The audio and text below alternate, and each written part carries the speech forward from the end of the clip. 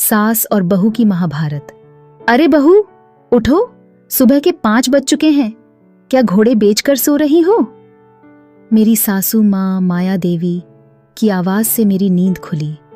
मैंने मन ही मन सोचा, अभी तो मुर्गे भी सो रहे होंगे और ये मुझे उठा रही हैं। खैर, मैं उठी और रसोई में घुसी। सासू माँ पहले से वहीं तैनात थीं, जैसे मुझे कोई गुनाह करते हुए पकड़ने का इंतजार हो। बहू, पहले चाय बना लो, लेकिन याद रखना, दूध ज्यादा डालना। पिछली बार तो तुमने ऐसी चाय बनाई थी कि जैसे पानी पी रही थी। मैंने हल्की मुस्कान के साथ कहा, जी मां जी, आज आपकी पसंद की चाय बनेगी। लेकिन मन ही मन मैंने सोचा, बस चाय में हल्दी डाल दूं तो अच्छा सबक मिलेगा। चाय बनाने के बाद जैसे ही सबको दी, सासू माँ ने पहला घूंट लिया और बोली, अरे वाह, आज तो चाय में कुछ मिठास है। क्या बात है बहू, तुम्हें सुधरने में वक्त लग रहा है। मैं सोच रही थी, मां जी को खीर खिलानी चाहिए थी, मिठास की तो तारीफें करते थकती। दिन जैसे ही आगे बढ़ा, सासू माँ ने नई चाल चली। बहू, जरा वो अलमारी से मेरी साड़ी निकाल दो, लेकिन ध्यान रखना उसमें कोई सलवट न आए। पिछली बार तुमने निकालते वक्त साड़ी को इतना खींचा था कि उसका पल्लू खराब हो गया। मैंने कहा, जी मां जी, और साड़ी निकालने चली गई।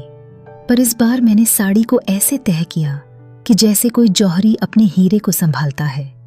जब सासू माँ ने देखा तो उनकी आंखों में चुपके से गर्व का रंग भर गया। शाम को जब सब लोग चाय पर बैठे थे तो सासू माँ ने अपने पुराने दिनों की कहानियां सुनानी शुरू कर दी हैं। जब मैं बहू थी तो सुबह उठते ही पूरे घर को चमका देती थी। न मुझसे कोई गलती होती थी, न किसी को मुझसे शिकायत। मैंने मन ही मन सोचा, मां जी, अगर सीसीटीवी होता आपके जमाने में तो सच्चाई सबके सामने आ जाती। रात का वक्त था। मैंने देखा कि सासू माँ देवरानी से फोन पर बातें कर रही थीं। तुम्हारी बहू कैसी है? मेरी बहू तो बड़ी चालाक है। हर बात का जवाब ऐसे देती है जैसे मैं उसकी सास नहीं, उसकी सहेली हूं। मैंने सोचा, अच्छा, तो मां जी मुझे हल्के में ले रही हैं। अब वक्त आ गया है पलटवार करने का। अगले दिन मैंने सोचा, क्यों ना मां जी को उनकी ही भाषा में जवाब दिया जाए। जैसे ही उन्होंने कहा, बहू, आज खाना बनाते वक्त ध्यान रखना, मसाले कम मत डालना। तुम्हारे खाने का स्वाद ऐसा है जैसे मैं अस्पताल का खाना खा रही हूं। मैंने मुस्कुराते हुए कहा, मां जी, आप मुझे बताइए कि मसाला कितना चाहिए, मैं आपके मुताबिक डाल दूंगी। आखिर आपसे बेहतर स्वाद का अंदाजा किसे हो सकता है। ये सुनकर वो थोड़ी झेंप गईं, लेकिन चुप नहीं हुई। कुछ दिन बाद मेरी ननद रेखा घर आई। अब तो सासू माँ के जैसे पर लग गए।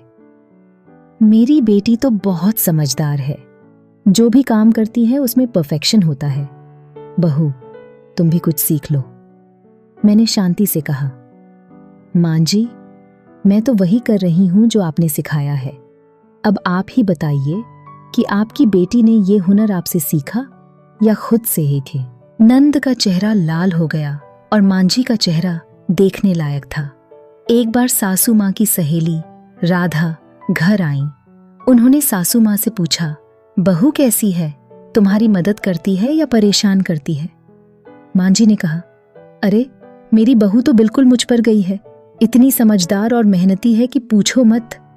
मैंने सोचा, वाह मां जी, बाहर तो आप मेरी तारीफों के पुल बांध रही हैं और घर में मुझे खूब सुनाती हैं।